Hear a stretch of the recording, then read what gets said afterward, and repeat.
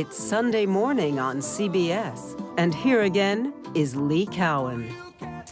One on One was a big hit for Hall & Oates back in 1983. It's just one of the songs that keeps the duo much in demand to this very day.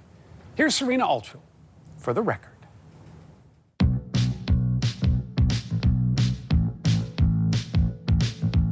The video may be dated, but the music definitely holds up. Oh, here she comes. Watch out, boy, that you just love coming down. Oh, here she comes. She's the man eater. And at a recent rehearsal, Daryl Hall and John Oates run through their greatest hits. You're out of touch, I'm out of time. Gearing up for their latest tour while looking back at a decades-old partnership. Did I think that I'd be working with John and we'd be sitting side by side all these years later? Right. No, I didn't. Right. Didn't even occur to me. Daryl's 70 and John's 69. For them and their fans, the dreams keep coming true. Our job is the job that everyone dreams of. Play instruments, sing, write music, make records. Why would you want to quit?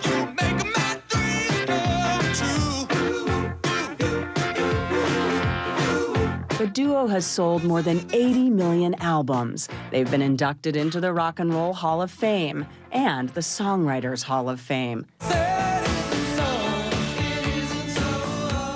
Not a bad life for two very different people.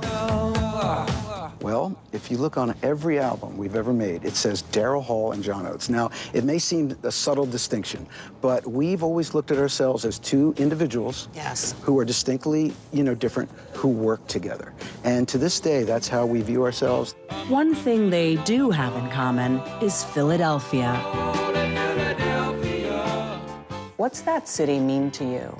It's my hometown, it's where I was a kid. It was the biggest influence on me because I think the most important influences are your early ones, and boy, was I in the right place at the right time.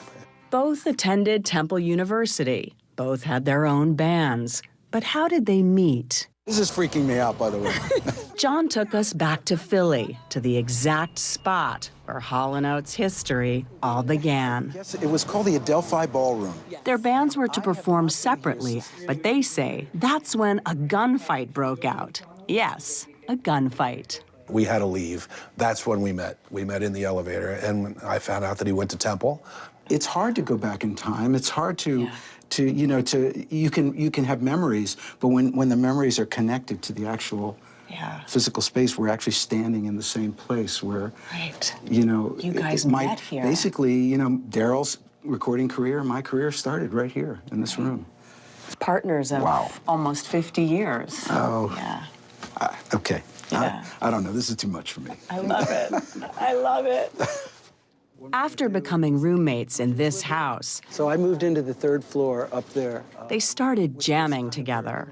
Because I used to play my little Wurlitzer piano, and I had a mandolin, and I used to play that. And he had his acoustic guitar, and he just, it was proximity, really. It was an interesting coming together of music, and I think it formed especially our original sound, this sort of hybrid of soul music and folk music. And in 1973, they co-wrote what would become their breakthrough song. She's gone, I better learn how to face. She's gone. It was magical. It was creating something from nothing that somehow has a universal appeal, but at the same time is rooted in this everyday sense of loss. She's gone. And then another pop classic, Sarah Smile, this one written by Daryl. We've got the 1976 performance of Sarah Smile on YouTube, where you hold a note for an impossibly long time. Was I showing off? The hits kept coming, You're a rich girl, and you're including Rich Girl, even though it's actually about a guy. You can rely on the old man's money. And I wrote that chorus. He can rely on his old man's money. And then I left it for about a year. A year? Yeah.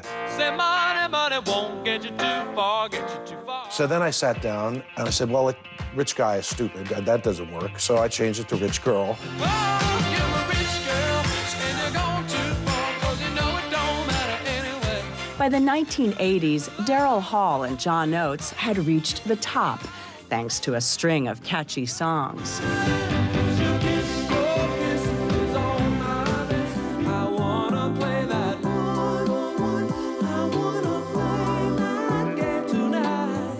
They also became fixtures on the just-launched MTV. I want my MTV. I want my MTV.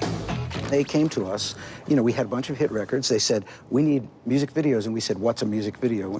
Well, wear some funny clothes, jump around in front of a black curtain, and that's it. You know, nobody knew what a video was. Right. So we did these stupid videos. Looking back, you think they were stupid? Really? Oh, yeah, of course. In 1984, they found themselves on the set of their Out of Touch music video. This was the suit that I wore in the Out of Touch video. I call it my dog suit. That's your dog It suit. looked like a Dalmatian in it.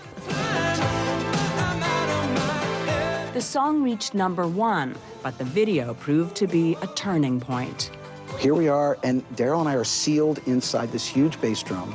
It's 3 o'clock in the morning, and we're like, look what are we doing? We looked at each other in the drum, and we went, okay, this is what we're doing. Is this what we were meant to do in life?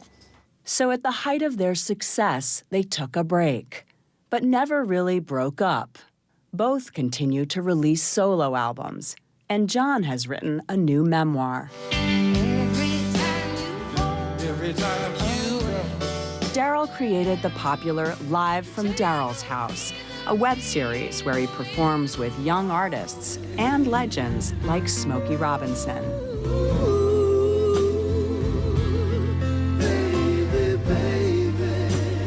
While Hall and Oates don't record together anymore, they still perform as a duo.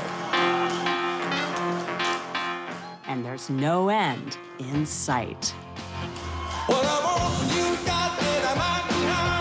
I'm so happy to have a multi-generational audience, you know, and that's an amazing thing, that I can cross generations. I love that.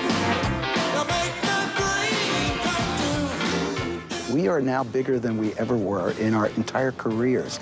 If someone would have told me in the early 70s that, flash forward to 2017, that we'd be playing giant stadiums and things like that, it's crazy.